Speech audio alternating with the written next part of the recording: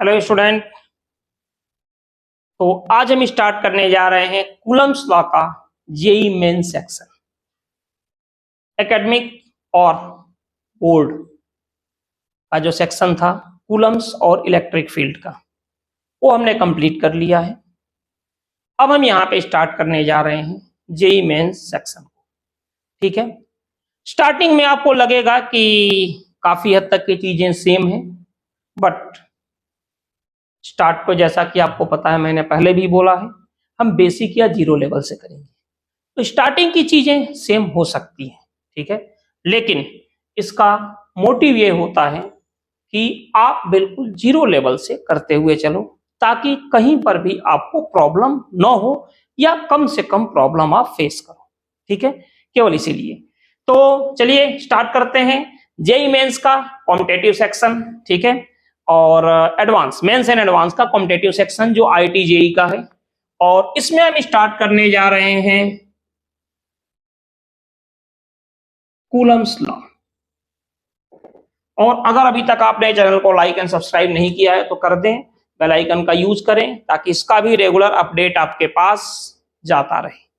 और अगर वीडियो अच्छा लगता है तो शेयर करें। ठीक है, तो कूलम्स लॉ में सबसे पहले बात करेंगे चार्ज की। कुछ टाइम का लेक्चर बिल्कुल सेम होगा, ऐसा लगेगा जैसे कि एकेडमिक सेक्शन को ही हम रिप्ले कर रहे हैं। ठीक है, लेकिन बात की चीजें डिफरेंट होगी, तो आपको कंटिन्यूअसली देखना है ताकि आप अपना रिदम ना खराब करो। ठीक है, अगर आपने एकेडमिक सेक्शन देख लिया है तो भी इसको देखें, इससे चीजें रिवाइज हो जाएंगी। और इसमें लेवल डिफरेंट होगा, ऑब्वियसली होगा, क्योंकि ये जेई का लेवल है, वो बोर्ड का लेवल था। चार्ज क्या होता है? हम बोलते हैं charge is a property of matter associate electrical and magnetic property. Electrical property क्या होती है? अगर हम बात करें electrical and magnetic property, electrical property क्या होती है? इलेक्ट्रिकल प्रॉपर्टी को हम बोलते हैं अट्रैक्शन और repulsion due to electrification. Electrification in the sense, मान लो ये ए है और ये बी है। इलेक्ट्रिफिकेशन जो वर्ड आया है ना, ये आया है चार्ज को ट्रांसफर करने से। तो ए से हमने कुछ इलेक्ट्रॉन बी पे ट्रांसफर कर दिए, तो बी पर कौन सा चार्ज आ गया? माइनस, और ए पर आ गया अपना प्लस। तो ये दोनों एक दूसरे को क्या करेंगे? अट्रैक्ट। वैसे ही मान लीजिए कि अगर ए पर क्या है? प्लस चार्ज है, और ऐसी कोई बॉडी डी है, इस पर भी क्या है? प्लस चार्ज है। तो ये दोनों एक दूसरे को क्या करेंगे?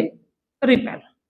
तो क्या आ गया? अट्रैक्शन और repulsion due to electrification is called electrical property. And magnetic property, दो मैग्नेट ले लो, लाइक पोल एक दूसरे को क्या करेंगे? रिपेल। अनलाइक क्या करेंगे? अट्रैक्ट। लेकिन उसमें जरूरी नहीं है कि आप चार्ज ट्रांसफर करो, कोई जरूरत नहीं है इसकी। तो उसकी डेफिनेशन क्या हो गई? अट्रैक्शन और repulsion without electrification is called magnetic property. ठीक है, अब किस कंडीशन में चार्ज इलेक्ट्रिकल प्रॉपर्टी शो करता है और किस कंडीशन में मैग्नेटिक शो करता है? ठीक है, तो इसको हम डिस्कस करेंगे अभी प्रॉपर्टी ऑफ चार्ज में। ठीक है ना, इसको हम वहां पर डिस्कस करेंगे। ठीक है, तो बोर्ड सेक्शन में मैंने पहले किया था, लेकिन यहां पे जरूरत नहीं है, प्रॉपर्टी ऑफ चार्ज में ये चीजें आ जाएंगी। चार्ज की यूनिट क्या होती है? SI unit of charge. तो अगर हम बात करें चार्ज की SI unit, SI unit of charge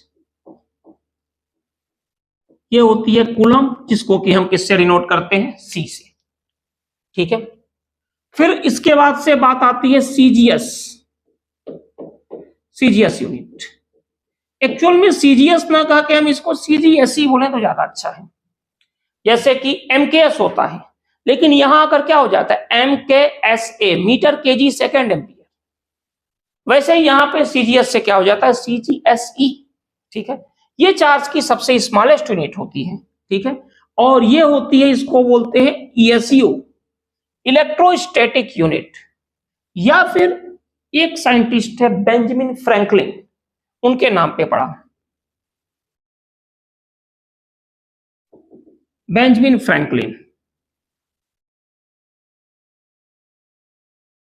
Franklin, या इसको बोलते हैं स्टैटिक कूलाम या स्टेट कूलाम। और ये होता कितना है, तो 1 ESU जो होता है ये होता है 1/3 into 10⁻⁻9 coulomb. 1 ESU equal to 1/3 × 10⁻9 coulomb होता है। चार्ज की जो बिगेस्ट यूनिट होती है, सबसे बड़ी यूनिट होती है, आप लोगों ने इलेक्ट्रोकेमिस्ट्री में पढ़ा होगा ये होता है फैराडे, और कितना होता है 96,500 कूलम। ये होती है चार्ज की बिगेस्ट यूनिट। ठीक है, अब अगर हम बात करें प्रॉपर्टी ऑफ चार्ज की, तो यहां से शुरू करते हैं property of charge, Coulomb's law, और देन उसके न्यूमेरिकल्स। तो बोर्ड सेक्शन के कंपैरिजन में ये लेक्चर थोड़ा सा बड़ा होगा, क्योंकि इसमें हमारे पास डाउट ज्यादा होते हैं, तरीके ज्यादा होते हैं, क्वेश्चंस भी डिफरेंट होते हैं इसके, इसलिए। तो चलिए इसमें शुरू करते हैं प्रॉपर्टीज। प्रॉपर्टीज क्या होती है? सबसे पहली प्रॉपर्टी होती है कि चार्ज कौन सी होती है? Scalar quantity.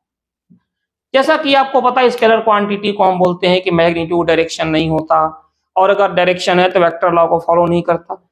उससे बेटर डेफिनेशन है scalar quantity can be directly add और सब्ट्रैक्ट। ठीक है, तो चार्ज के साथ यही है। आपने 5 कूलाम का चार्ज लिया, -2 कूलाम दिया, कितना बचा? 5 - 2 3। फिर आपने 7 कूलाम ऐड कर दिया 10।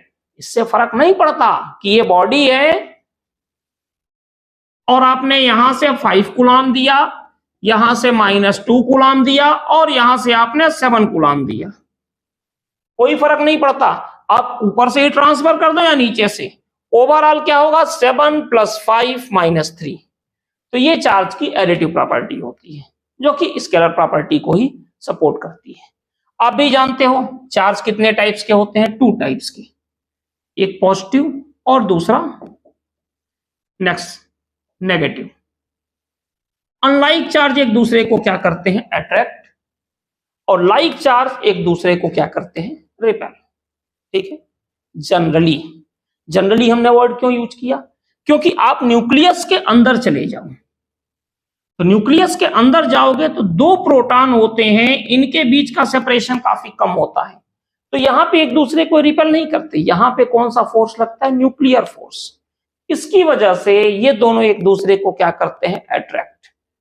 तो इसीलिए वर्ड हमने यूज किया था जनरली। ठीक है, अच्छा एक चीज और बताएं, रिपल्सन को हम लोग ट्रू टेस्ट मानते हैं, अट्रैक्शन को नहीं।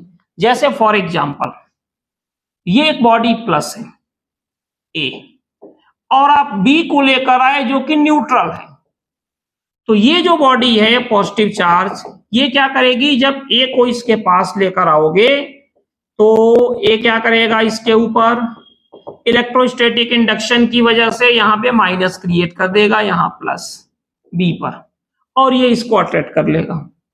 और मान लीजिए अगर बॉडी ए तो यही है,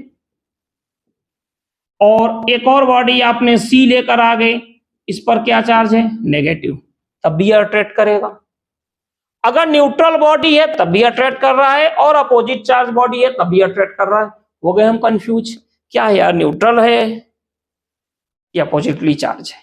हो गई दिक्कत। लेकिन अगर ए पॉजिटिव चार्ज है, और अगर ए पर पॉजिटिव चार्ज है और ये किसी थर्ड बॉडी को रिपेल कर रहा है, तो कंपलसरी है कि इस पर भी कौन सा चार्ज होगा? पॉजिटिव ही होगा।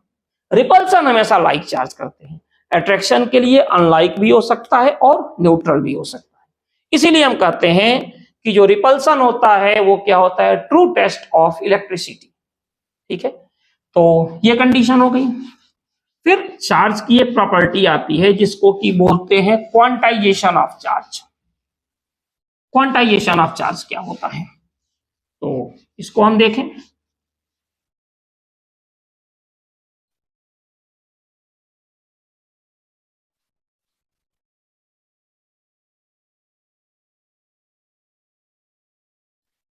क्वांटाइजेशन ऑफ चार्ज देखिए, क्वांटाइजेशन ऑफ चार्ज ये कहता है कि जो टोटल चार्ज होता है हमेशा किसके इक्वल होता है, एनी। डेफिनेशन क्या होती है, according to quantization of charge the total charge always equal to integer multiplier of elementary charge. यहां पे जो ई है ना वो एलिमेंट्री चार्ज है, ठीक है। अच्छा, इलेक्ट्रॉन पे चार्ज कितना होता है, -1.6 इंटू 10⁻⁻19 कूलम, और प्रोटॉन पे कितना होता है, +1.6 इंटू 10⁻⁻19 कूलम। इसका मतलब ये नहीं है कि इलेक्ट्रॉन पे चार्ज कम होता है, आप कहोगे क्योंकि ये माइनस है प्लस है, ये इनका नेचर है। इलेक्ट्रॉन पे चार्ज होता है नेगेटिव होता है, प्रोटॉन पे जो होता है ये पॉजिटिव होता है। लेकिन जब एलिमेंट्री चार्ज की बात करते हैं तो हम साइन कंसीडर नहीं करते, ठीक है। तो एलिमेंट्री चार्ज ये बताता है किसी बॉडी पे चार्ज ई हो सकता है, 2e हो सकता है, 10e हो सकता है, -15e हो सकता है, लेकिन 1.2e नहीं हो सकता, 75.3e नहीं हो सकता। ये तो सब पॉसिबल है, यानी एक बार में केवल एक ही इलेक्ट्रॉन को या तो आप निकाल सकते हो या डाल सकते हो, इसीलिए E होगा। E के बाद नंबर किसका आएगा, 2e का, 2e के बाद 3e का आएगा, इंटरमीडिएट नहीं आएगा, चलो 2.5 ही कर लेते हैं, बिल्कुल नहीं होगा। तो ये बताता है। अच्छा, क्वांटाइजेशन ऑफ चार्ज का सिग्निफिकेंट क्या है, सिग्निफिकेंट ये है कि इलेक्ट्रॉन के चार्ज को हम लोग डिवाइड नहीं कर सकते, इलेक्ट्रॉन के चार्ज को डिवाइड नहीं किया जा सकता। हालांकि क्वार्क एग्जिस्ट करते हैं, अभी देखा गया है 1/3 और 2/3 के फॉर्म में, बट तो इतना स्मॉल टाइम के लिए करते हैं कि उसकी हम बात ही नहीं करते अभी, ठीक है। जिस दिन लॉन्ग टाइम के लिए एग्जिस्ट करेंगे क्वांटाइजेशन ऑफ चार्ज को हम लोग टाटा बाय बाय कर देंगे, ठीक है। तो ये क्या होता है, क्वांटाइजेशन ऑफ चार्ज की अगर बात की जाए तो ये बताता है कि E कितना होगा, 1.6 इंटू 10⁻⁻19 कूलम, और N की वैल्यू होगी +-1 +-2 +-3।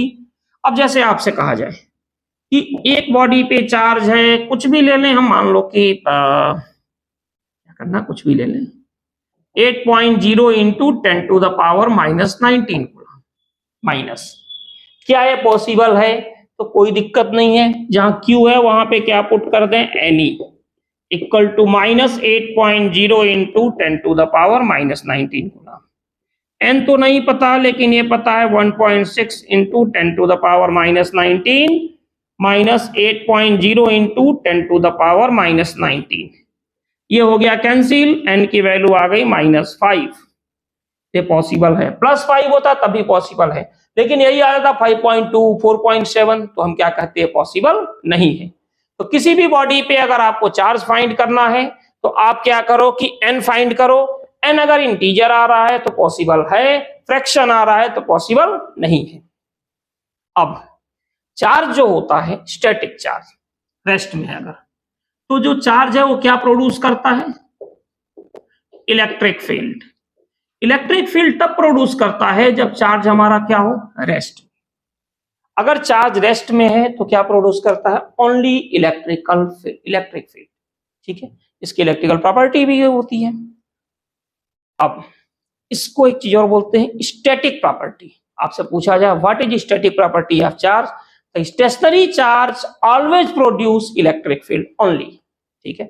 लेकिन यही चार्ज अगर मोशन में आ गया, तो आपने कह दिया मोशन में आ गया, तो हमने कहा कि मोशन 2 टाइप के होते हैं, आप कहा हाँ एक रेस्ट एक मोशन, अरे नहीं भाई, मोशन की बात हो रही है, मोशन 2 टाइप के होते हैं, कौन कौन सा, यूनिफॉर्म और नॉन यूनिफॉर्म। तो मान लीजिए कि अगर चार्ज हमारा क्या हो गया, मोशन में आ गया, लेकिन कौन सा मोशन है, यूनिफॉर्म मोशन, मतलब एक्सेलरेशन क्या है, 0, तो उस केस में चार्ज इलेक्ट्रिकल के साथ साथ मैग्नेटिक फील्ड भी प्रोड्यूस करता है। तो क्या आ गया स्टैटिक प्रॉपर्टी में, a stationary charge always produce electric field only, but a moving charge of uniform speed produce electric and magnetic field both। अच्छा, अभी हमने कहा कि मोशन 2 टाइप के होते हैं, तो आपके ब्रेन में बात आएगी कि यार V नॉट इक्वल टू 0, और अगर A भी नॉट इक्वल टू 0 हो फिर भाई साहब ये बात है कि इलेक्ट्रिकल भी करेगा, मैग्नेटिक भी करेगा, और साथ ही साथ इलेक्ट्रोमैग्नेटिक वेव भी प्रोड्यूस करेगा। लेकिन एक छोटा सा कंफ्यूजन है, एक्सेलरेशन नॉट इक्वल टू 0। अगर हम सर्कुलर मोशन का एग्जांपल लें तो सर्कुलर मोशन में जैसे इलेक्ट्रॉन रिवॉल्व कर रहा है न्यूक्लियस के चारों तरफ, तो देखो इसकी डायरेक्शन चेंज हो रही है बार बार, इसकी वजह से इसके पास एक्सेलरेशन है। तो इलेक्ट्रॉन को भी इलेक्ट्रोमैग्नेटिक वेव प्रोड्यूस करना चाहिए, तो नहीं, यहां एक्सेलरेशन जो नॉट इक्वल टू 0, इसका मतलब कि काइनेटिक एनर्जी चेंज होनी चाहिए, ठीक है, स्पीड, डायरेक्शन वाला केस नहीं है। तो स्टैटिक प्रॉपर्टी क्या हो गई, stationary charge produce always electric field, और मैग्नेटिक प्रॉपर्टी क्या हो गई, सॉरी डायनामिक प्रॉपर्टी क्या हो गई कि if charge moving with uniform speed its produce electrical and magnetic field both, and if charge have some acceleration, acceleration means the kinetic energy of the charge change, then charge produce electric field, magnetic field and electromagnetic wave also, ठीक है। अब charge जो होता है वो invariant होता है, या एक तरह से कह सकते हैं क्या होता है, कंजर्व होता है, यानी charge neither be created not destroy, charge को न तो हम क्रिएट कर सकते हैं और न ही डिस्ट्रॉय कर सकते हैं, यही तो कहता है conservation of charge. H C. Verma के ऑब्जेक्टिव में आप देखिएगा उनमें 3 ऑप्शन है, the total charge, fourth option याद नहीं आ रहा मुझे, the total charge of the universe constant, second है the total charge of positive charge in the universe constant, third है the total negative charge in the universe constant, and last में कुछ है। तो चार्ज कंजर्व का मतलब ये नहीं है कि पॉजिटिव चार्ज नेगेटिव चार्ज, उसका मतलब है total charge of universe conserve. इस पर भी डिस्कस हो सकता है, हम आगे करेंगे, ठीक है। चलिए इसके बाद से हम आते हैं इनवेरिएंट। चार्ज इनवेरिएंट होता है, चार्ज अगर रेस्ट में है या चार्ज हमारा क्या है मोशन में है, या चार्ज हमारा क्या है रिलेटिव मोशन में है, या चार्ज के पास एक्सेलरेशन है, कुछ भी है, चार्ज चेंज नहीं होता लेकिन मास चेंज हो जाता है। आइंस्टाइन का इक्वेशन की बात करें तो m इक्वल टू क्या होता है, m nought under root 1 minus v square upon c square, यानी अगर कोई भी बॉडी लाइट के कंपैरेटिव स्पीड से जाती है तो इसका मास चेंज हो जाएगा, जहां पे m नॉट को हम क्या बोलते हैं, रेस्ट मास, m नॉट जो है वो रेस्ट मास है। तो charge always remains conserve but mass is not conserve. फिर एक चीज आती है कि charge always associated with mass, means अगर चार्ज है तो मास होगा। हमने कहा है मार्कर है, कितने का है, 20 ग्राम का, जरूरी नहीं कि इस पर चार्ज हो, लेकिन अगर हमने कहा कि इस पर 1 माइक्रोकूलम का चार्ज है तो मास होगा, यानी charge can not be exist without mass but mass can be exist without charge. Mass exist कर सकता है बिना चार्ज के, ठीक है। अच्छा, इसमें भी एक चीज आती है, चार्जलेस और न्यूट्रॉन। तो कोई भी मटेरियल अगर आप देखोगे मीडियम तो चार्जलेस नहीं होता, न्यूट्रल होता है, मीन जितना प्लस चार्ज उतना ही माइनस चार्ज। अब सोच के देखो ना, कोई भी बॉडी किससे बनी होगी, अगर चले जाए तो एटम तक चले जाए, बॉडी है, मॉलिक्यूल है, एटम पे चले गए।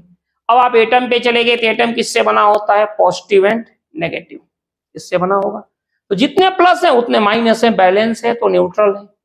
और अगर कोई बॉडी प्लस चार्ज है मतलब इलेक्ट्रॉन हटा दिए, बैलेंस थोड़ा सा डिस्टर्ब कर दिया हमने, या किसी बॉडी पर इलेक्ट्रॉन डाल दिया तो इलेक्ट्रॉन ज्यादा हो गए तो नेगेटिव चार्ज, इलेक्ट्रॉन हटा दिया तो पॉजिटिव चार्ज, मींस जो चार्ज का बैलेंस है उसको हमने डिस्टर्ब कर दिया। लेकिन आप कहोगे फिर चार्जलेस क्या होता है, फोटॉन। फोटॉन कैसे चलता है, लाइट की स्पीड से। कोई भी बॉडी अगर लाइट की स्पीड से चलती है यानी एनर्जी पैकेट, तो उसमें मास नहीं होगा, और जब मास नहीं होगा तो उसमें चार्ज नहीं होगा, तो उसे आप चार्जलेस बोल सकते हो, ठीक है। तो ये कंडीशन हो गई अपने पास। इसके बाद से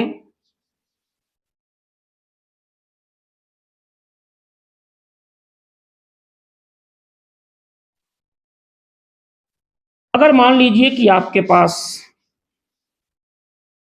एक बॉडी हमने लिया और इस बॉडी को हमने क्या किया, नेगेटिवली चार्ज कर दिया, तो क्या इसका मास चेंज होगा चार्जिंग के बाद? तो आंसर होगा यस, चेंज होगा। क्यों होगा? क्योंकि अगर हमने इसको नेगेटिवली चार्ज किया तो हमें क्या करना पड़ेगा? इसके ऊपर इलेक्ट्रॉन ट्रांसफर करने पड़ेंगे, और अगर हमने इलेक्ट्रॉन ट्रांसफर किया इसके ऊपर, तो जब इलेक्ट्रॉन इसके ऊपर आएगा तो इलेक्ट्रॉन अपने साथ साथ चार्ज तो लेकर आया भाई, चलो ठीक है, माइनस ई या minus E minus 1.6 into 10⁻⁻⁻⁹ coulomb का चार्ज लाया, लेकिन इसके साथ साथ अपना मास भी तो लेकर आया 9.1 इंटू 10⁻31 kg। यानी अगर किसी बॉडी को आपने नेगेटिवली चार्ज किया तो उसका मास इंक्रीज हो जाता है। पॉजिटिव चार्ज में उल्टा इलेक्ट्रॉन हटाने पड़ेंगे ना, तो मास भी तो हटेगा, तो उसका मास क्या हो जाता है? डिक्रीज। ठीक है, ये कंडीशन होती है। अब मान के चलिए कि आपके पास कंडक्टर है, तो कंडक्टर में क्या होता है कि जो भी चार्ज होगा वो हमेशा कहां चला जाता है? आउटर सरफेस पे। आप अंदर दोगे भी ना तब भी वो बाहर भाग जाएगा कंडक्टर में हमेशा। ठीक है, क्यों आता है? पोटेंशियल चैप्टर में डिस्कस करेंगे। लेकिन अगर नॉन कंडक्टिंग बॉडी है, अगर मान के चलिए कि नॉन कंडक्टिंग बॉडी है, तो इसमें जो चार्ज है वो पूरी बॉडी में क्या हो जाता है? यूनिफॉर्मली डिस्ट्रीब्यूट हो जाता है। ठीक है, इसमें जो चार्ज है वो यूनिफॉर्मली डिस्ट्रीब्यूट हो जाता है। ये नॉन कंडक्टिंग बॉडी के लिए होता है। ठीक है, अच्छा, यूनिफॉर्मली वर्ड, इस पर गौर कीजिएगा। मान के चलिए कि आपने सेम टाइप की बॉडी ले ली, जैसा वुड ले लिया, प्लास्टिक ले लिया, तो उसमें तो यूनिफॉर्मली डिस्ट्रीब्यूट होगा क्योंकि उसकी डेंसिटी सेम है। लेकिन वुड है, उसके अंदर एक प्लास्टिक रख दिया हमने, कवर कर दिया, तो उसमें यूनिफॉर्मली डिस्ट्रीब्यूट नहीं होगा, डेंसिटी के अकॉर्डिंग होता है। ठीक है ना, तो ये कंडीशन आ गई। अब बात आती है कि चार्ज और मास में क्या डिफरेंस है।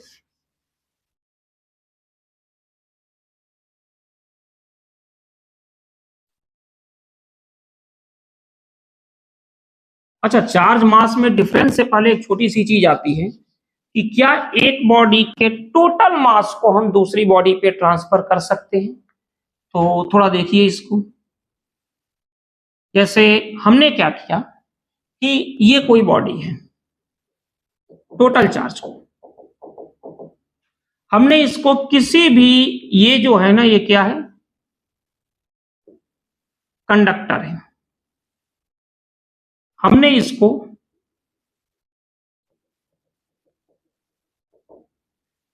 किसी कंडक्टर के अंदर रख दिया और इसको कनेक्ट कर दिया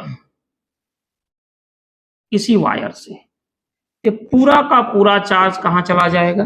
बाहर की तरफ। कंडक्टर में अंदर चार्ज रहता ही नहीं है, वो हमेशा कहां भागता है? बाहर की तरफ।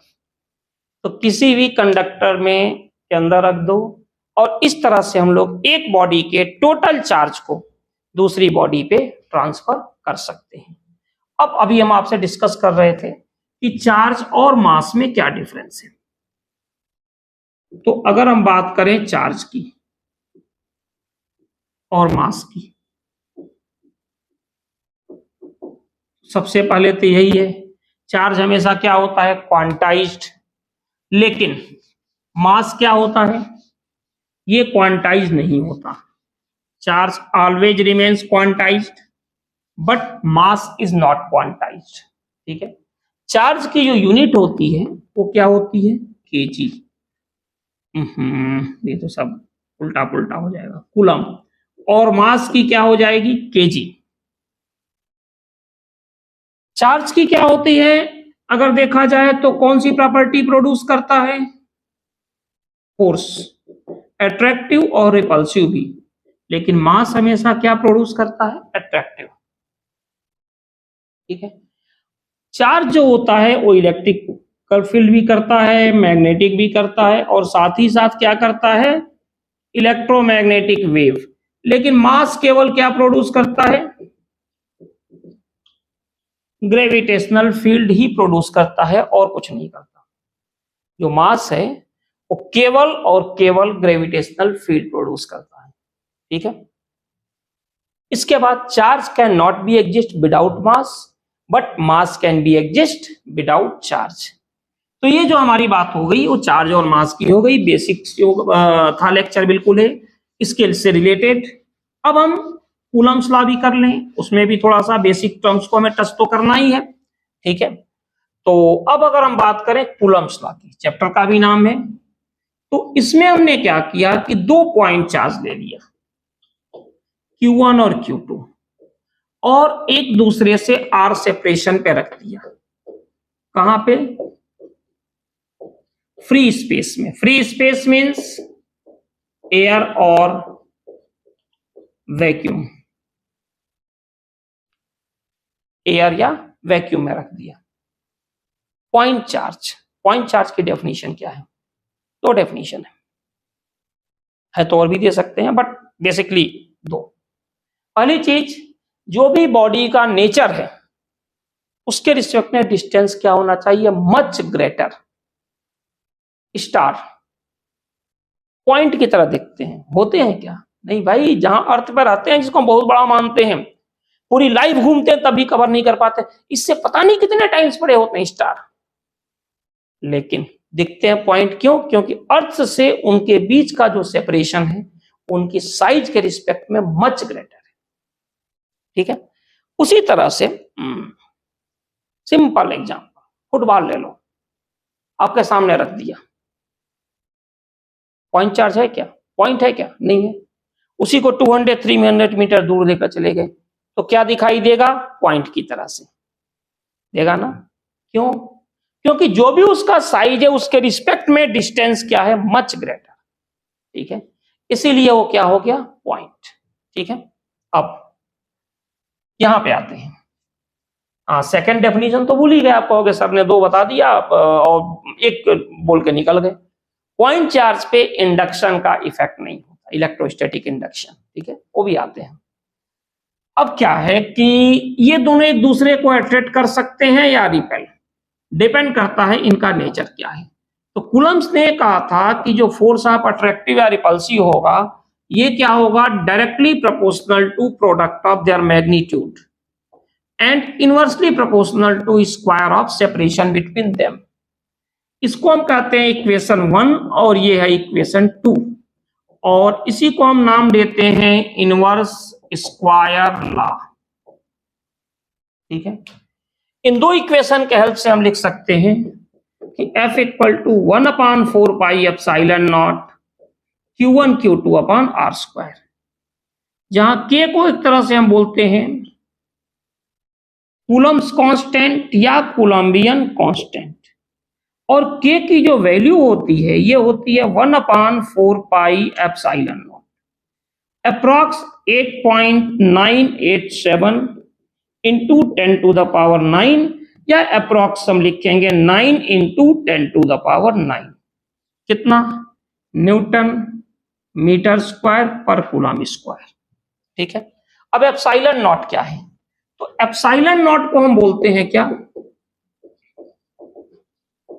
Permittivity of free space. आप कहोगे परमिटिविटी ये क्या नाम होता है? ये किस इंडिया का नाम है?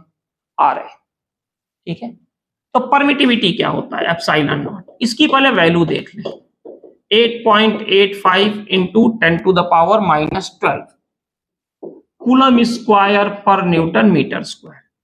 परमिटिविटी, परमिशन, मीडियम कितना परमिशन दे रहा है एनर्जी को स्टोर करने की। जितनी ज्यादा परमिशन होगी, आप देखिए, अगर आप देखो यहां पे तो F इक्वल टू क्या हो गया? 1/4 pi epsilon nought Q1 Q2 upon R square. जितनी ज्यादा परमिशन होगी फोर्स उतना ही क्या होगा? V, इलेक्ट्रोस्टैटिक एनर्जी, ठीक है ना। चलो अब हम आते हैं यहाँ पे, या फ्लो करने के भी बोल सकते हैं कि मीडियम कितना अलाउ कर रहा है किसी भी चार्ज को अपने अंदर से फ्लो करने की। जितनी ज्यादा फ्लो करने की परमिशन देगा क्या होगा? उतना ही क्या होगा? फोर्स वीक होगा, और जितना ही कम करेगा उतना ही फोर्स क्या होगा? स्ट्रांग होगा, ठीक है। अब हम आते हैं यहाँ पे डायमेंशन ऑफ एप्सिलॉन नॉट। तो dimension of epsilon not coulomb square का हो गया ए स्क्वायर A2 T2, न्यूटन का होता है MLT-2 एंड मीटर स्क्वायर का हो गया L2। तो फाइनली आप फाइंड कर सकते हो M-1 L-3 T4A2, ये हो गया परमिटिविटी, ठीक है, की डायमेंशन, ठीक है। अब कूलम्स लॉ की लिमिटेशन क्या होती है, तो इसको भी हम डिस्कस कर लें थोड़ा सा। कूलम्स लॉ की लिमिटेशन ये होती है कि कूलम्स लॉ जो होता है वो केवल और केवल एप्लीकेबल होता है किसके लिए, पॉइंट चार्ज के लिए। Coulomb's law applicable only for point charge. अब आपसे कहा जाए कि चलो भाई ये एक स्फीयर हो गया A और ये स्फीयर हो गया B, क्या यहाँ पे कूलम्स लॉ लगा सकते हैं, तो आपका आंसर होगा नो। लेकिन अगर हम लगाते हैं तो तरीका क्या होगा, इसका तरीका ये होगा कि हमें मान के चलेंगे कि जो टोटल चार्ज है वहां कहां पे कंसंट्रेट हो गया, इसके सेंटर पे। जो टोटल चार्ज है इसके सेंटर पे कंसंट्रेट हो गया। अब अगर चार्ज इसके सेंटर पे कंसंट्रेट हो गया तो ये क्या बन गया, just like as a point charge. फिर हम यहाँ पे कूलम्स लॉ लगा देंगे।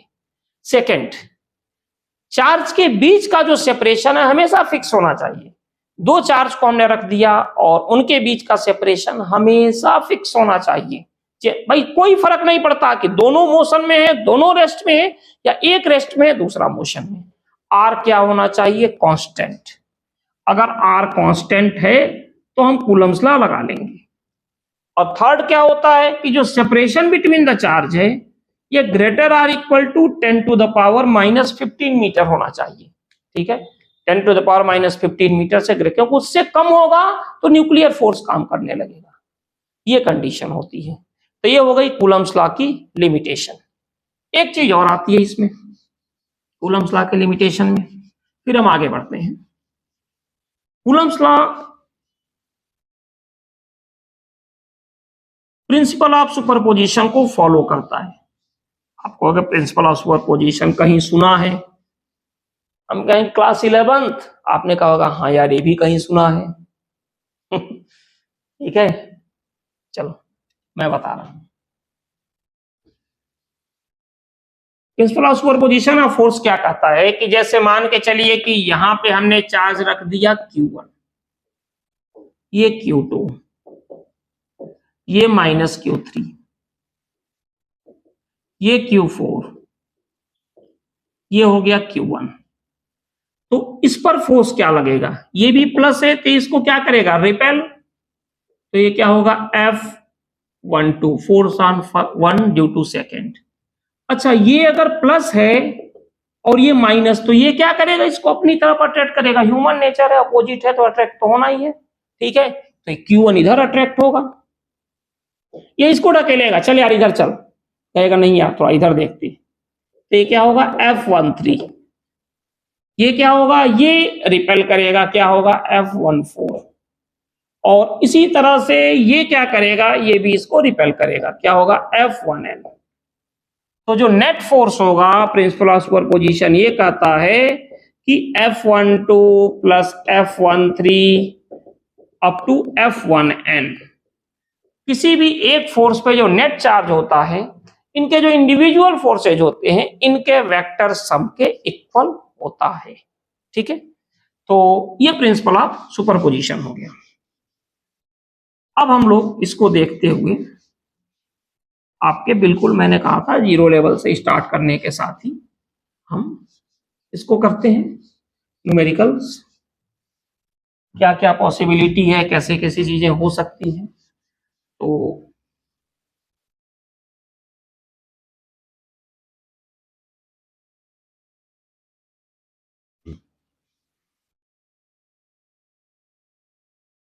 जैसे आपसे कहा जाए कि मान लीजिए कि दो चार्ज है, 2 माइक्रोकूलम और 4 माइक्रोकूलम, पॉइंट ए पर 2 माइक्रोकूलम और बी पर है -4 माइक्रोकूलम। और एक दूसरे से 3 सेंटीमीटर के सेपरेशन पे, तो इनके बीच का फोर्स फाइंड करो। बिल्कुल जीरो लेवल से स्टार्ट करें न्यूमेरिकल, फिर आप देखिएगा किस किस तरह से हम करते जाएंगे इसको। तो अगर हम देखें तो इनके बीच का फोर्स देखना है, तो Q1 अपना क्या हो गया 2 माइक्रोकूलम, यानी 2 इंटू 10⁻⁻6 कूलम, माइक्रो को हटाने के लिए -6। इसी तरह से Q2 -4 माइक्रोकूलम, यानी -4 इंटू 10⁻⁻6 कूलम, और इनके बीच का सेपरेशन है 3 सेंटीमीटर, यानी 3 इंटू 10⁻⁻2 मीटर। ठीक है, तो अपने पास जो फॉर्मूला होगा F इक्वल टू, हम यूज करेंगे 1/4 पाई एप्सिलॉन नॉट, या K भी यूज कर सकते हो, Q1 Q2 upon R square. ठीक है, तो ये हो जाएगा 9 इंटू 10⁻9। Q1 क्या है 2 माइक्रोकूलम, 2 इंटू 10⁻⁻6, Q2 -4 माइक्रोकूलम। अब आप यहां -4 रखोगे, लेकिन बिल्कुल नहीं, फोर्स हमारी कौन सी क्वांटिटी है, वेक्टर। जितनी भी वेक्टर क्वांटिटी होती है उसमें चार्ज के साइन को हम प्लेस नहीं करते। चार्ज का जो साइन होगा वो प्लेस, साइन का यूज डायरेक्शन के लिए करेंगे। आप कहोगे डायरेक्शन कैसे भाई, तो ऐसे कि ये ए है, ए पे फोर्स कौन लगाएगा, ए को छोड़ के। किसी भी बॉडी पे आप देखोगे फोर्स कौन लगा रहा है, तो उसको छोड़ के। मान लो 4 लोग हैं, एक लोगों को पकड़े हुए हैं, तो उस आदमी को फोर्स कौन लगा रहा है, बाकी के 3 लोग। खुद को थोड़े फोर्स लगाएगा, ऐसे करके खींचेगा और वो करेगा, नहीं करेगा ना, वही स्थिति है। या मारना हो एक आदमी को, तो 5 लोग हैं टोटल, 1 2 3 4 5, और एक को मार रहे हैं, बचे कितने 4, तो एक को 4 लोग ही तो मारेंगे, कि आदमी खुद कहेगा चलो भाई हम भी अपने को मार लिए, 4 को तुम मार लिए हम भी मार लिए, ऐसा तो होगा नहीं। तो यही कंडीशन से मैं फोर्स के केस में, किसी भी बॉडी पे आपको चार्ज पे फोर्स देखना है, तो उसको छोड़ के बाकी जो होंगे वो फोर्स लगाएंगे। ठीक है, तो ये फोर्स कौन से लगाएंगे, यहां पे देखो, ए को छोड़ के बस बी बचा है, तो ए पर प्लस है, बी पर माइनस, तो ए कहां जाएगा, बी की तरफ, ये। तो यही कंडीशन, तो साइन का यूज हमने किसमें किया, डायरेक्शन में। तो कितना है 4 इंटू 10⁻⁻6 अपान, ये क्या हो जाएगा 3 इंटू 10⁻⁻2 का स्क्वायर। तो यहां से फोर्स कितना आ गया, यहां से देखें तो 9 into 10⁻9 -6 into 2 into 4 divided by 9 into 10⁻⁻4, ये तो कैंसिल हो गया, यानी ये हो गया 80 न्यूटन, और नेचर क्या हो गया, अट्रैक्टिव। ये इसका मतलब है साइन का। ठीक है, एक छोटा सा और आता है, फिर हम इसमें चेंज करते हैं।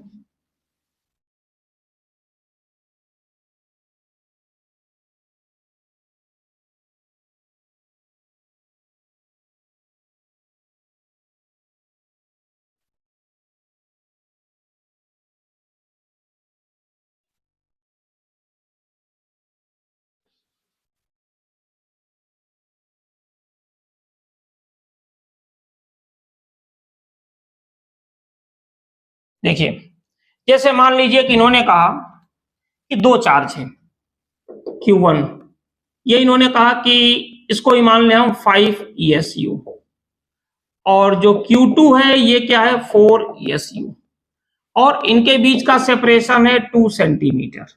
अब आप इनके बीच का फोर्स बताओ, देखो दोनों प्लस हैं, तो नेचर क्या होगा, रिपल्सिव। ठीक है, मैग्नीट्यूड और हमें निकालना है। 2 तरीके होते हैं जिस पर हम जाएंगे, ये हमने बोर्ड सेक्शन में भी डिस्कस किया है, लेकिन मैंने आपसे क्या कहा कि हमें कुछ अलग से नहीं करना है, कि हमने यहां देखा फिर आपसे कहा एक काम करो बोर्ड सेक्शन में देखो, नहीं देखना है, बिल्कुल नहीं, हम इसी को देखेंगे यहीं पर। तो हाँ, बाकी आप रिवीजन के लिए जब आपके स्कूल एग्जाम वगैरह हो तो आप उसको देख सकते हो, वो बेटर है। स्टार्टिंग में काफी हद तक चीजें सेम मिलेंगी जैसे अभी तक मिली है, इसके बाद चीजें चेंज होंगी। ठीक है, तो देखते हैं। तो सबसे पहले आप क्या करोगे, जो आपका नेचर है 5 इंटू 1 ESU क्या होता है 1/3 इंटू 10⁻⁻9 कूलम। तो 5 ESU क्या होगा 5 इंटू 1/3 इंटू 10⁻⁻9 कूलम। 4 ESU क्या होगा 4 इंटू 1/3 इंटू 10⁻�9 कूलम। और 2 सेंटीमीटर 2 इंटू 10⁻⁻2 मीटर। ये हो गया अपने पास, ठीक है।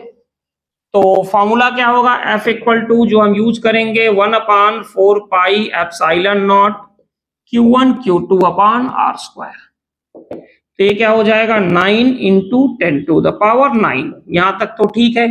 Q1 आ गया 5 इंटू 1/3 इंटू 10⁻⁻9।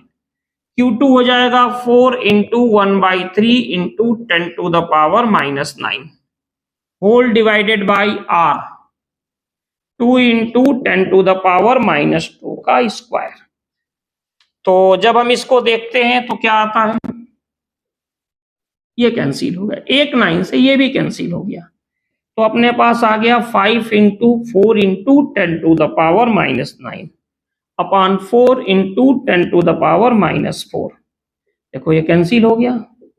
5 into 10⁻⁻5 Newton. और नेचर क्या हो गया रिपल्सिव, क्योंकि दोनों प्लस है। एक तो ये तरीका हो गया। दूसरा आप इनको ध्यान से देखो 5 ESU 2 centimetre ESU centimetre CGS unit centimetre gram second. तो क्या हो जाए CGSE।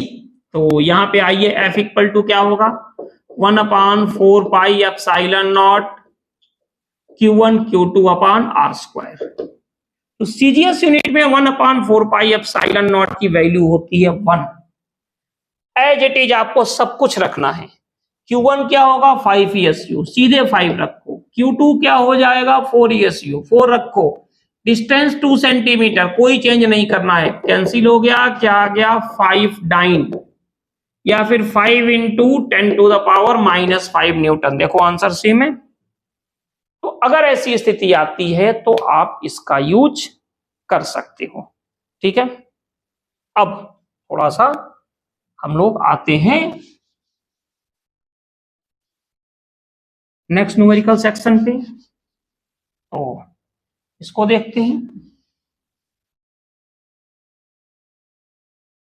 अभी कंडीशंस क्या क्या हो सकती है उसकी हम डिस्कस कर रहे हैं।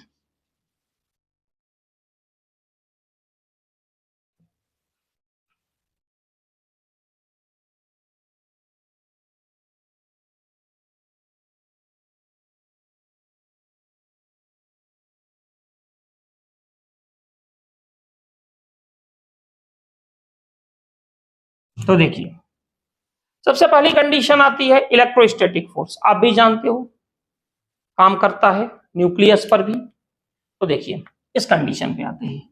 जैसे ये कोई न्यूक्लियस है, इसका एटॉमिक नंबर क्या है Z, और ये इलेक्ट्रॉन चारों तरफ इसके रिवॉल्व कर रहा है, किससे v वेलोसिटी से।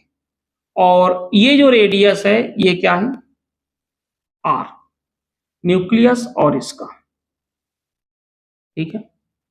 तो न्यूक्लियस के चार्ज को हम क्या कंसीडर कर ले Q1 और इलेक्ट्रॉन के चार्ज को क्या कर ले Q2, ठीक है। तो क्लियर है Q2 में तो ज्यादा हमें नहीं सोचना, Q2 तो E के इक्वल होगा।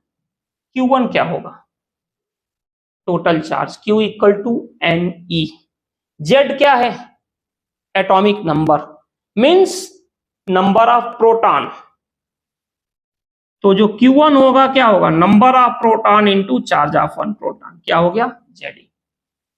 कोई दिक्कत नहीं, पहला स्टेप हो गया, चार्ज की हमें इंफॉर्मेशन मिल गई। अब देखिए एक चीज याद रखिएगा, जिस तरह से आप मान के चलिए कि किसी भी कंडीशन के मोशन की बात करें तो मोशन जो होता है वो कंडीशन होता है ना, यूनिफॉर्म मोशन है। हमें समझ में आ गया कि इस पर नेट फोर्स क्या होगा 0, यूनिफॉर्म मोशन। या बॉडी रेस्ट में है तब भी हम कहते हैं नेट फोर्स 0 है। लेकिन अगर बॉडी में एक्सेलरेशन है स्ट्रेट लाइन, तो हम क्या कहेंगे, इस पर एक कौन सा फोर्स, लीनियर फोर्स एक्ट कर रहा है बॉडी के मोशन की डायरेक्शन में या उसके अपोजिट डायरेक्शन में, एक्सेलरेशन है तो ठीक है, फोर्स है, ठीक है। उसी तरह से अगर सर्कुलर मोशन है तो आप ये समझिए कि सेंट्रीपिटल फोर्स होगा। अगर सर्कुलर मोशन है तो सेंट्रीपिटल फोर्स होगा। Without centripetal force circular motion possible नहीं है किसी भी तरह से। जैसे अगर लड़का है तो उसके माँ बाप तो होंगे, ठीक है, कुछ ना कुछ नाम होगा उनका, कम से कम इंडिया में तो है ऐसा, ठीक है, बाहर की बात छोड़। तो वही कंडीशन यहां पर भी है, अगर सर्कुलर मोशन है तो सेंट्रीपिटल फोर्स होगा। जैसे अर्थ के अराउंड मून रिवॉल्व करता है या कोई सैटेलाइट, उसको भी सेंट्रीपिटल फोर्स चाहिए। कौन देता है? ग्रेविटेशनल फोर्स, अर्थ और मून के बीच का। एक स्ट्रिंग लिया हमने, ऐसे घुमा रहे हैं, पत्थर है ऊपर की तरफ, स्टोन चारों तरफ, उसको भी चाहिए सेंट्रीपिटल फोर्स। कौन दे रहा है? स्ट्रिंग की जो टेंशन है। पता चला स्ट्रिंग टूट गई, ऊपर देखते हैं क्या घूमता है? हॉरर मूवी थोड़े है। क्यों? टेंशन खत्म, निकल गया बाहर। वैसे टेंशन खत्म होने बाद भी निकलता ही है, बाहर ही निकलता है। इसी तरह से यहां भी आप देखो, ये सर्कुलर ऑर्बिट में रिवॉल्व कर रहा है, तो इसको जरूरत किसकी है? सेंट्रीपिटल फोर्स की। देगा कौन? ये माइनस है और ये प्लस, इनके बीच का जो इलेक्ट्रोस्टैटिक फोर्स होगा वो, यानी कि ये इलेक्ट्रोस्टैटिक फोर्स क्या प्रोवाइड करेगा? Centripetal force. इलेक्ट्रोस्टैटिक फोर्स क्या होगा? 1/4 pi epsilon nought Q1 Q2 upon R square equal to centripetal force mv square by R, ठीक है। अब K, Q1 क्या होगा? Z इंटू E, Q2 क्या होगा? E upon R equal to mv square. फिर जैसी सिचुएशन बने उसके अकॉर्डिंग हम क्वेश्चन करेंगे, ठीक है। अब कई बार क्वेश्चन ये आ जाता है कि if centripetal force depends upon the fourth power of radius, आप कहोगे यार ये तो mv स्क्वायर बाई R है, क्वेश्चन देने वाले का दिमाग तो सही है, या कुछ और टाइप कर रहा था, टाइप करने वाले ने कुछ और टाइप कर दिया। तो ऐसा नहीं है। अगर आपसे कहा जाए if acceleration due to gravity is 30, आपको हद हो गई यार, दुनिया जानती है 9.8 हम यूज करते हैं, 30 का यूज करवा रहा है। अरे नहीं सोचना है भाई, उन्हें 30 बोला तो 30 ले लो, इफ अगर है तो, ठीक है ना। तो वही सारी कंडीशन है। जैसे आप कहते हो ना, आपका कोई दोस्त पिट जाए, मैं होता तो तुम नहीं पिटते या ज्यादा पिटते, लेकिन आप तो नहीं थे ना, मैं होता तो, इफ अगर मैं होता तो वो बात नहीं हो रही है, ठीक है। तो यहां पे वही स्थिति है। अगर इन्होंने बोल दिया कि if centripetal force is fourth power of radius, ठीक है, तो देखो ये तो हमेशा होगा F electrostatic equal to F centripetal. अब देखो इसको मैं यूज कर रहा हूं, 1/4 पाई एप्सिलॉन नॉट या K Q1 Q2 upon R square equal to mv square by R। अब समझिएगा आपको क्वेश्चन कैसे करना है। अगर ये बोल दें कि if centripetal force depends upon the fourth power of radius, तो आप यहां पे लगा दोगे R टू द पावर 4, फिर आप सॉल्व कर लो।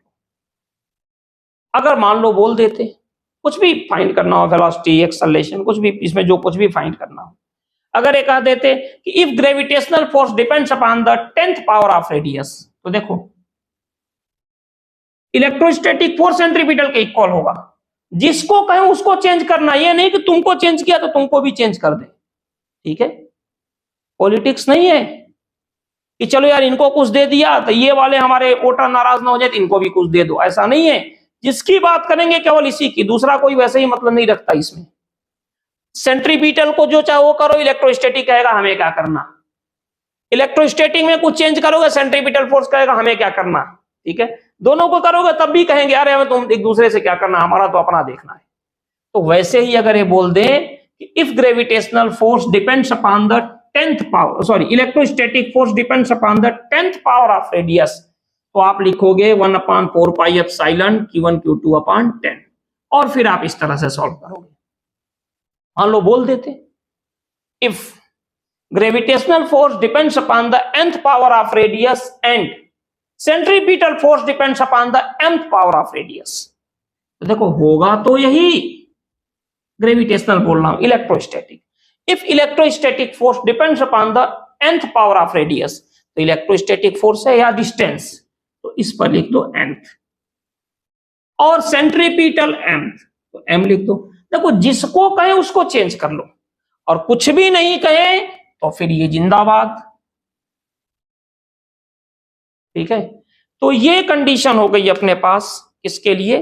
ये कंडीशन तब हो गई जब चार्ज क्या कर रहा हो, इस कहीं पर भी आपने रखा और दूसरा चार्ज इवॉल्व कर रहा हो सर्कुलर मोशन के केस में। ठीक है, अब इसके बाद हमारे पास कंडीशन आती है कि अगर हमने टेबल पे कोई चीज रखी और उसको लेकर कर रहे हैं तो कैसे होगा।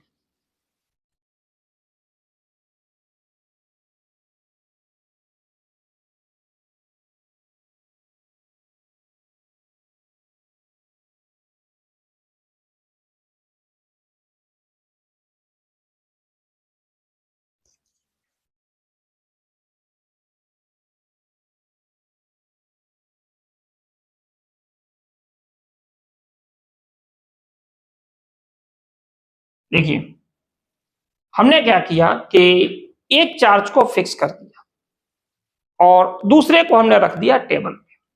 जैसे देखिए यहां पे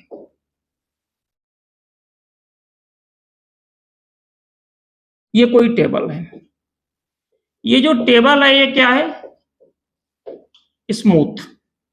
ठीक है, हमने यहां पे एक किसी चार्ज Q को क्या कर दिया? फिक्स कर दिया। ठीक है, Q1 को, और यहां पे एक दूसरा चार्ज है, इसका मास ले लो कैपिटल M और इनका मास ले लो स्मॉल m। हालांकि फिक्स कर दिया तो कोई मतलब नहीं है। इस पर चार्ज है Q1 और इस पर Q2, और इनके बीच का सेपरेशन क्या है? R, और इनको हमने एक स्ट्रिंग से कनेक्ट कर दिया। ठीक है, स्मूथ है, स्मूथ है। ठीक है, क्या होगा? अब ये जो चार्ज है ये इसको क्या करेगा? रिपेल। किससे करेगा? इलेक्ट्रोस्टैटिक फोर्स से करेगा। और यहां पे क्या होगा? टेंशन कितना? T। तो इस केस में आप क्या देखोगे? आपसे कहा जाए टेंशन निकालो, तो T किसके इक्वल हो जाएगा? यहां से जो T होगा वो होगा इलेक्ट्रोस्टैटिक फोर्स के इक्वल। तो हम यहां पे बोल सकते हैं कि T equal to 1/4 pi epsilon nought Q1 Q2 upon R square. ये अपनी कंडीशन बनेगी यहां पे। ठीक है, अब मान लीजिए कि सेम कंडीशन है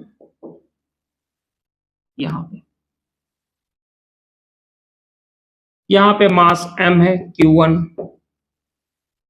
और यहां पे क्या है? कैपिटल M है, और इनको एक स्ट्रिंग से कनेक्ट कर दिया हमने। इसमें टेंशन T है, और ये जो हमारे पास टेबल है ये रफ है, और कोफिशिएंट ऑफ फ्रिक्शन क्या है? म्यू। अब क्या होगा? अब यहां पे जो फोर्स है Q1, ये Q2 को क्या करेगा? रिपेल। तो जब ये इधर जाएगा तो फ्रिक्शन फोर्स इसका क्या करेगा? अपोज करेगा। तो अगर इसका फ्री बॉडी डायग्राम देखें M का, तो क्या हो जाएगा? ये हो गया इलेक्ट्रोस्टैटिक फोर्स, ये हो गई टेंशन, और ये हो गया फ्रिक्शन। ठीक है, अच्छा ये हॉरिजॉन्टल टेबल है, तो डाउनवर्ड फोर्स क्या होगा इस पर? बिल्कुल हॉरिजॉन्टल है, तो डाउनवर्ड क्या होगा? mg। और नॉर्मल रिएक्शन फोर्स N, और F आपको पता है क्या होता है, म्यू N, यही होता है। तो अगर हम यहां पे देखें इस कंडीशन में, तो क्या बन जाएगा, T plus friction force equal to electrostatic. T को तो कोई मतलब ही नहीं अकेले है, लेकिन F किसके इक्वल होगा, म्यू N के, हॉरिजॉन्टल है। और इलेक्ट्रोस्टैटिक फोर्स क्या होगा, 1/4 pi epsilon nought Q1 Q2 upon R²। ये हो गया अपना ये कंडीशन हॉरिजॉन्टल टेबल की।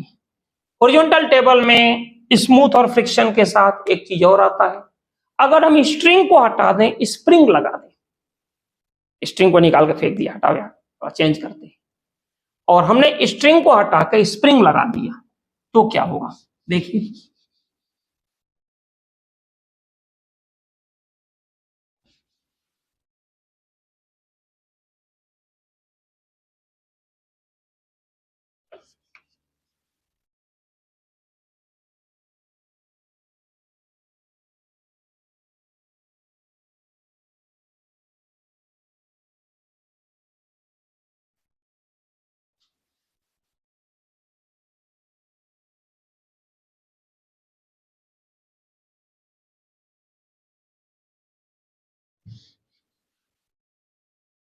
स्ट्रिंग को हटाया हमने और अब हमने लगाया स्प्रिंग, लेकिन स्टार्ट किया बिल्कुल वही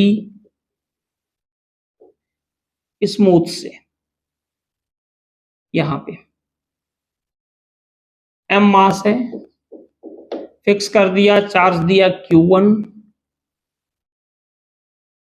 और यहां लगा दिया स्प्रिंग, मास M है, ठीक है। अब इस केस में क्या होगा, तो एक काम करते हैं, स्प्रिंग का केस एनर्जी के बाद ज्यादा अच्छे से होगा, इलेक्ट्रोस्टैटिक पोटेंशियल एनर्जी का, हाँ तभी बेटर रहेगा। तो अभी इसको हम लोग डिस्कस करेंगे, और कब करेंगे इसको, क्योंकि ये जब स्ट्रेच होगा तो हाफ के एक्स स्क्वायर आएगा, यानी कि potential energy stored bye spring, और फिर उसी पर आएगा electrostatic potential energy 1/4 pi epsilon Q1 Q2 by R² नहीं R potential energy.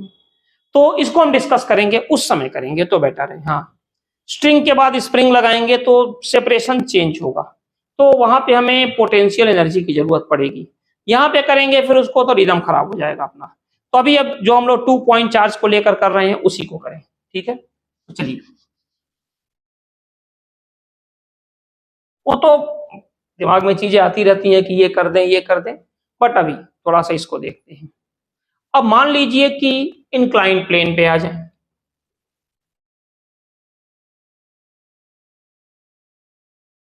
Incline plane पे आ जाए, ये एंगल क्या है, थीटा, और यहां पर भी हमने वही किया, M मास का Q1 है, इसको हमने यहां पे क्या कर दिया, फिक्स, ठीक है। और एक चार्ज को यहां पे कैपिटल M है, और क्या कर दिया हमने, Q2, स्मूथ है, ठीक है। तो अगर ये स्मूथ है तो क्या कंडीशन होगी, आप समझिए इस चीज को। डाउनवर्ड फोर्स क्या होगा, mg, ये क्या होगा, थीटा, तो ये हो गया mg cos थीटा, और ये mg sin थीटा, ये नॉर्मल रिएक्शन फोर्स। अब देखिए, ये जो Q1 है इस Q2 को क्या करेगा, रिपेल। इक्विलिब्रियम केस की बात हो रही है, ये नीचे आता जाएगा, जब इनके बीच का सेपरेशन R धीरे धीरे क्या होगा, कम होता जाएगा। mg तो फिक्स है, mg sin थीटा, ये नीचे आता जाएगा, लेकिन इनके बीच का सेपरेशन कम होगा, तो ये जो R है electrostatic force Q1 Q2 by R², मान लो पहले इतना डिस्टेंस था, ये धीरे धीरे कम हुआ, तो R भी क्या हो गया, कम, तो ये बढ़ता जाएगा, इंक्रीज होता गया, ये तो कांस्टेंट है, एक कंडीशन ऐसी आएगी कि ये दोनों क्या हो जाएंगे, इक्वल, यानी कि mg sin थीटा जो है वो किसके इक्वल हो जाएगा, इलेक्ट्रोस्टैटिक फोर्स की। ठीक है, तो उस केस में बॉडी रुक जाएगी और आपको इसमें जो भी चाहिए वो आप यहां से ऑब्टेन कर सकते हो। ठीक है, अब इसमें एक कंडीशन और आती है, फ्रिक्शन फोर्स जब लग जाए तो क्या होगा। यहां पे हम लगा दें फ्रिक्शन फोर्स, तो उस कंडीशन में क्या आएगी। तो फ्रिक्शन फोर्स में समझिए एक आता है मिनिमम और एक होगा मैक्सिमम। ठीक है, तो इन दोनों केस को अगर हम डिस्कस करें तो कैसे होगा।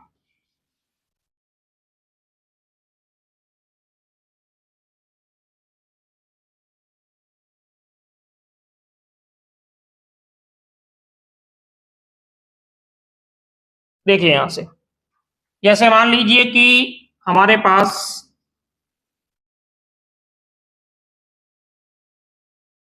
ये थीटा है और Q1 जो है स्मॉल m, इसको यहां पे हमने क्या कर दिया, फिक्स कर दिया। और एक चार्ज को, ये क्या है कैपिटल M और ये है Q2, इसको यहां से छोड़ दिया। और ये जो सरफेस है ये क्या है, रफ। तो ये क्या करेगा, यहां से स्लाइड होते हुए आ रहा है। फ्रिक्शन का नेचर क्या होता है, किसी भी रिलेटिव मोशन का क्या करता है, अपोज। अच्छा, ये जब स्लाइड होते हुए आ रहा है तो यहां जो Q1 है फोर्स, तो इलेक्ट्रोस्टैटिक फोर्स चुप तो बैठेगा नहीं, चलो आओ यार बाद में देखेंगे, ऐसा तो है नहीं। जो ही आएगा इलेक्ट्रोस्टैटिक फोर्स इस पर फोर्स लगाएगा। देखो ये प्लस है, ये भी प्लस है, इस पर फोर्स लगाएगा इस तरफ। फ्रिक्शन फोर्स ऑलरेडी लग रहा है, क्योंकि ये जब ऊपर से नीचे आएगा तो ये डायरेक्शन ऑफ क्या है, मोशन, इस तरफ। और फ्रिक्शन फोर्स कहां लगेगा, ऊपर की तरफ लगेगा। तो फ्रिक्शन फोर्स तो कांस्टेंट है और mg sin थीटा भी क्या है, कांस्टेंट। अभी हम डिस्कस कर चुके हैं, अब हम कंपोनेंट वगैरह चलो लिख ही देंगे। लेकिन इलेक्ट्रोस्टैटिक फोर्स, जो जो इनके बीच का सेपरेशन कम होता जाएगा, इलेक्ट्रोस्टैटिक फोर्स क्या होगा, बढ़ता जाएगा। तो इक्विलिब्रियम केस में मान के चलिए कि यहां पे आके ये ब्लॉक रुक गया। ठीक है, ऊपर से नीचे आ रहा है, तो क्लियर है कि फ्रिक्शन फोर्स कहां लगेगा, अपोजिट डायरेक्शन में। ये कितना होगा, म्यू एन। और इलेक्ट्रोस्टैटिक फोर्स तो लगातार अपोज कर ही रहा है। ठीक है, इस पर जो चार्ज है वो क्या है, Q2। अब आप देखिए यहां पे क्या होगा, mg नीचे आ गया, ये एंगल हो गया थीटा, तो यहां से क्या लिख सकते हैं, mg cos थीटा, और ये mg sin थीटा, ये नॉर्मल रिएक्शन फोर्स। तो कंडीशन क्या बनेगी, this plus this equal to this, यानी F electrostatic plus friction force equal to mg sin theta. Electrostatic force क्या होगा, 1/4 pi epsilon nought Q1 Q2, और इनके बीच का जो सेपरेशन है वो क्या है, upon r square plus mu N equal to mg sin theta. एक तो ये केस हो गया। थोड़ा सा सिचुएशन चेंज होता है, मान के चलिए कि सेम कंडीशन है, अभी भी हमारे पास ये क्या है, रफ इंक्लाइन प्लेन है। और इस बार हमने क्या किया कि थीटा एंगल यहां से लिया, और यहां पे m है और चार्ज क्या है, Q1। अब इस बार हमने क्या किया कि ये जो कैपिटल M है, डॉटेड लाइन से बना रहे हैं, इस पर जो चार्ज है वो क्या है, Q2। इसको काफी पास लाके छोड़ दिया। अब पहले तो ऊपर से नीचे आ रहे थे, अब बहुत पास है, इलेक्ट्रोस्टैटिक फोर्स बहुत ज्यादा इनको रिपेल करेगा। लात मार के बाहर करेगा सीधे। तो ये दूर चलते जाएंगे। अच्छा, इनके बीच का डिस्टेंस बढ़ता जाएगा आर, तो इलेक्ट्रोस्टैटिक फोर्स क्या होगा, डिक्रीज होगा, क्योंकि इलेक्ट्रोस्टैटिक फोर्स क्या होता है 1/4πε0 Q1 Q2 are square. Are increase होगा तो फोर्स धीरे धीरे धीरे धीरे क्या होगा, डिक्रीज होता जाएगा। अब फोर्स डिक्रीज होता गया, ये ऊपर चलते गए। लेकिन इसके साथ साथ एक इंटरेस्टिंग बात ये है कि जब ये ब्लॉक काफी ऊपर से आ रहा था तो फ्रिक्शन फोर्स कहां लग रहा था, मोशन के अपोजिट। अब इसका ये मोशन है, फ्रिक्शन फोर्स फिर अपोज करेगा। फ्रिक्शन फोर्स क्या है, चाणक्य ने कहा था ना, सज्जन और दुर्जन, सांप और दुर्जन में अगर सांप को बाद में मारो, दुर्जन को पहले मारो। सांप एक बार काटेगा, हो सकता है उसका राम नाम सत्य, लेकिन दुर्जन बार बार काटते हैं, ठीक है। वैसे फ्रिक्शन फोर्स दुर्जन है, नेसेसरी इविल कहा जाता है इसको। पहले ऊपर से नीचे आ रहे थे तो फ्रिक्शन फोर्स इसका अपोज कर रहा था, ठीक है। अब नीचे से ऊपर जा रहे हैं, मोशन ये है, तो फ्रिक्शन फोर्स फिर अपोज करेगा, करता गया करता गया। अब यहां पे ब्लॉक जाके रुक गया, इक्विलिब्रियम पोजीशन आ गई।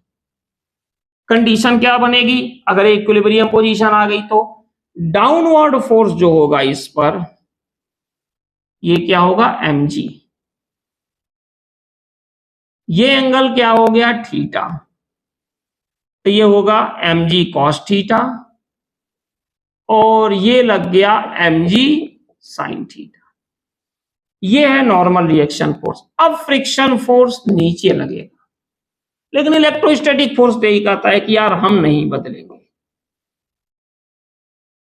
क्यों बदलेगा भाई, ये Q1 है, ये Q2 है, ये इसका क्या करेगा, रिपेल।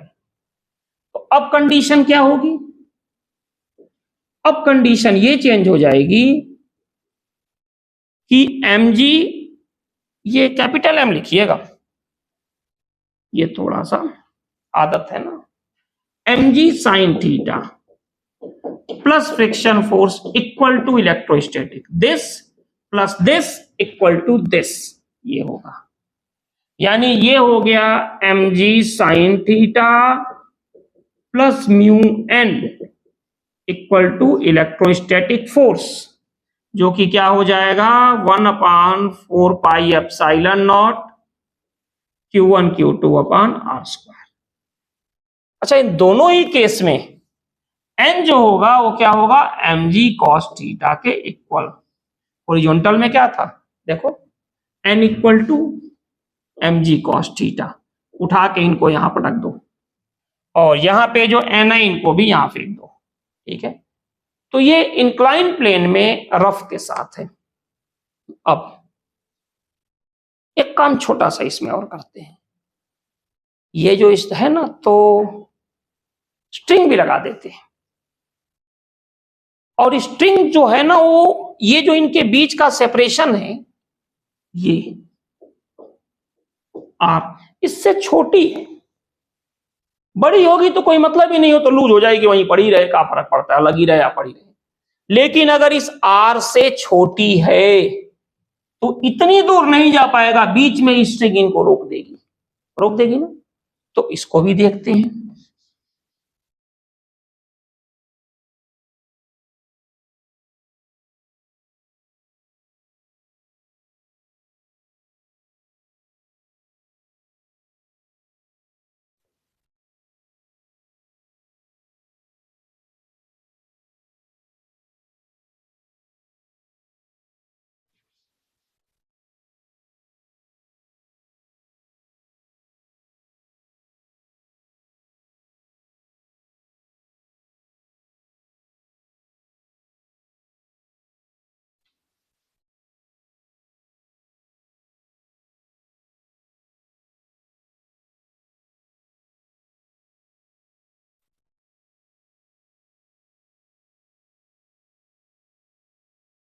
देखिए यहां पे अब जो हम केस करने जा रहे हैं, इसमें क्या है कि स्ट्रिंग लगाते हैं और देखते हैं उस चीज को थोड़ा सा। तो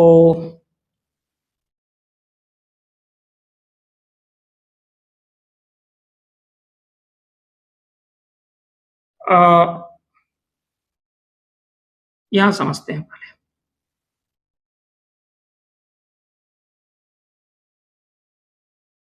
ये एंगल क्या है, थीटा, है ना। अब हमने क्या किया, सेम कंडीशन है, एम मास को यहां पे क्या कर दिया हमने, फिक्स, और यहां पे एक और मास को रख दिया,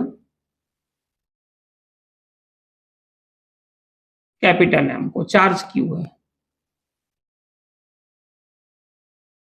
और ये हमने किससे कनेक्ट कर दिया, स्ट्रिंग से इनको, ठीक है।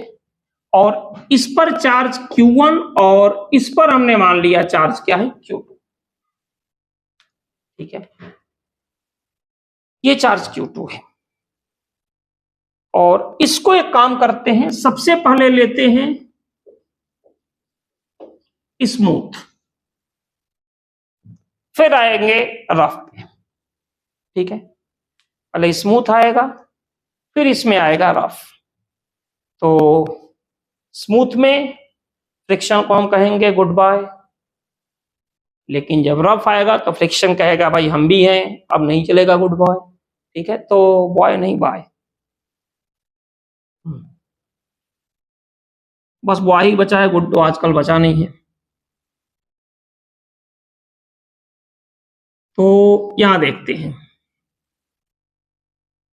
ये एंगल है थीटा, और ये जो मास है m, इस पर चार्ज क्या है Q1, स्मूथ सरफेस है, तो इस ब्लॉक को ये दूर भेजेंगे, और मान लीजिए ब्लॉक यहां पे जाके रुक गया, या स्ट्रिंग ने इसको रोक दिया। हमने कहा ना जो भी आर होना चाहिए पॉसिबल, उससे स्ट्रिंग क्या है, लेस है उसकी स्ट्रिंग की लेंथ, तो टेंशन क्या आ गई, टी।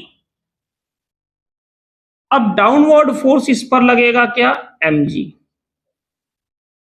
ठीक है। ये एंगल है थीटा,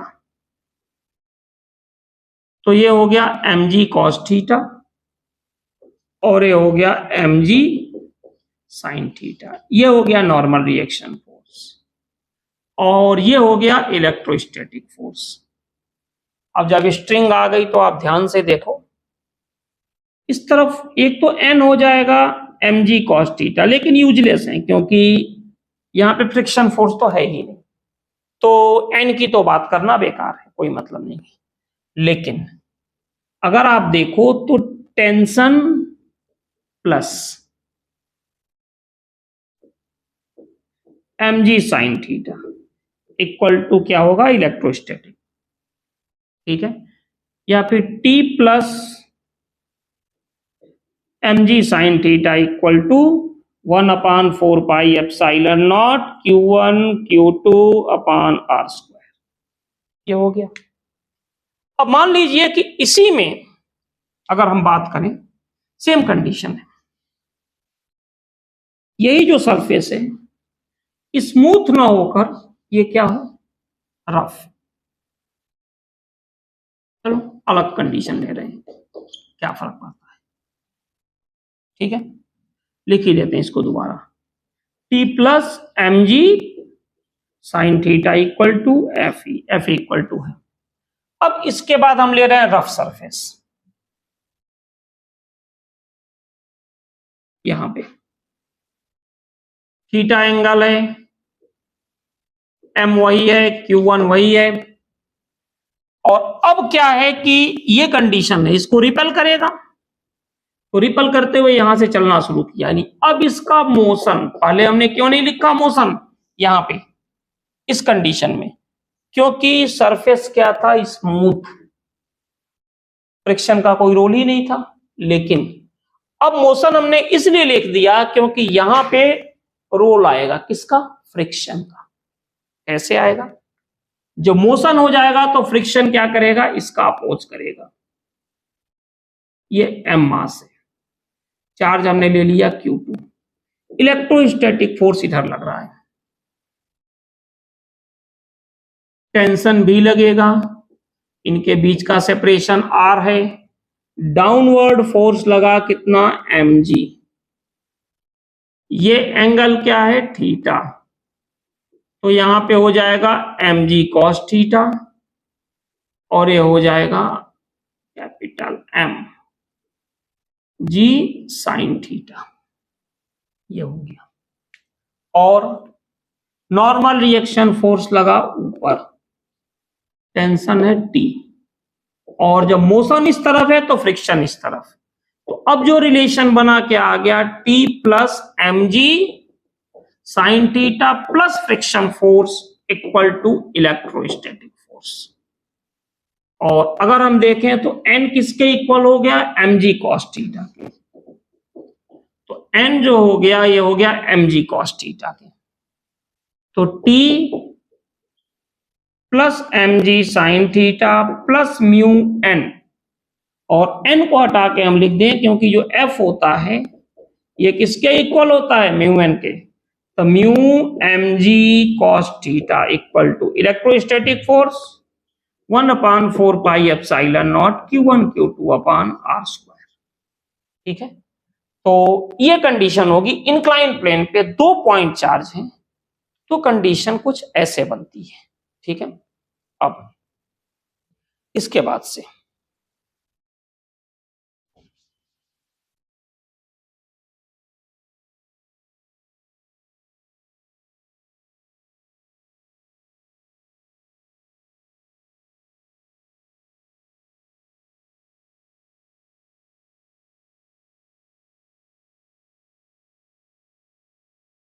अब इंक्लाइन प्लेन ना लेकर डायरेक्ट हम ग्रेविटी की बात करते हैं, ग्रेविटी लेते हैं।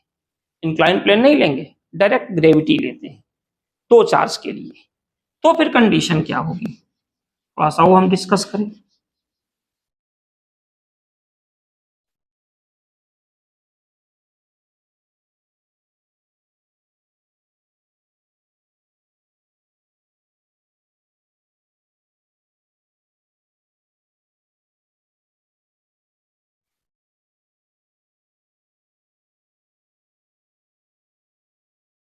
तो इसको हम डिस्कस करते हैं। इसको कैसे मैं बता रहा हूं, देखिए इसकी पोजीशन थोड़ी सी लाइट की चेंज हो गई। हाँ, तो लिमिटेड सोर्स है अपने पास, बट आपको उसमें भी हम मैक्सिमम देने की कोशिश करेंगे। 2 पॉइंट चार्ज पे कितनी पॉसिबिलिटी है फ्रिक्शन इन सबके साथ, मेंस लेवल या एडवांस लेवल की हम बात कर रहे हैं, तो उसको हर एक पोजीशन से हम करेंगे क्या क्या पॉसिबिलिटी है। ठीक है, तो अब हम बात कर रहे हैं ग्रेविटी की। ग्रेविटी में देखिए 2 कंडीशन है। सबसे पहली चीज तो यहां पर भी हम क्या करें, स्मॉल एम को फिक्स कर दें। ठीक है, यहां पे हमने इसको फिक्स कर दिया और यहां पर भी फिक्स कर दिया। अब आप कहोगे ये क्या बात हुई, 2 जगह क्यों फिक्स किया, बता रहे हैं। और इस पर हमने चार्ज ले लिया Q1। ये जो कैपिटल M है इसका चार्ज है Q2। अब देखो दोनों प्लस हैं, इनके बीच का जो सेपरेशन है ये है R।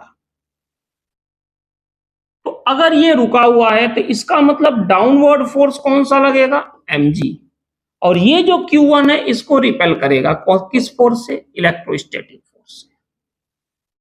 तो हम यहां पे यूज करेंगे F electrostatic equal to mg।